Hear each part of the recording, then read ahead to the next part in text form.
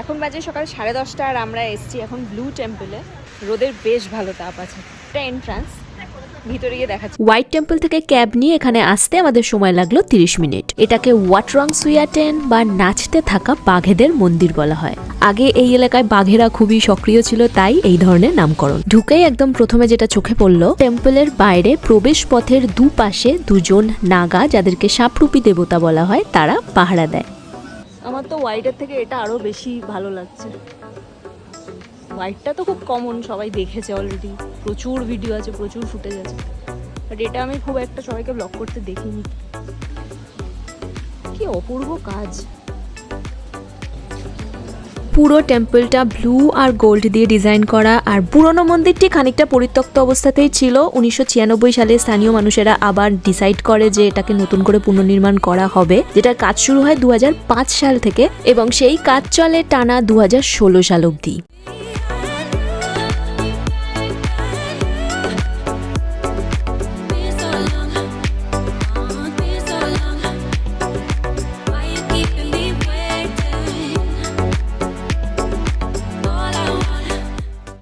এবার আমরা যাব ভিতরে।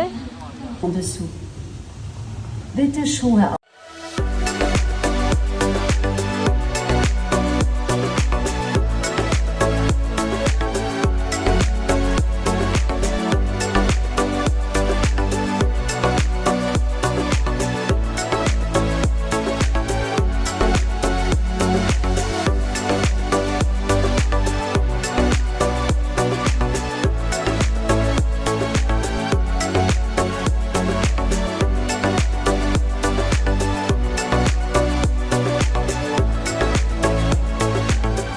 দু 2016 সালে গিয়ে সমস্ত কাজ শেষ হয়, আর অনেকেই হয়তো জানবেন না এই মন্দিরটি যিনি ডিজাইন করেছেন তিনি হলেন যিনি হোয়াইট টেম্পল ডিজাইন করেছেন তারই ছাত্র।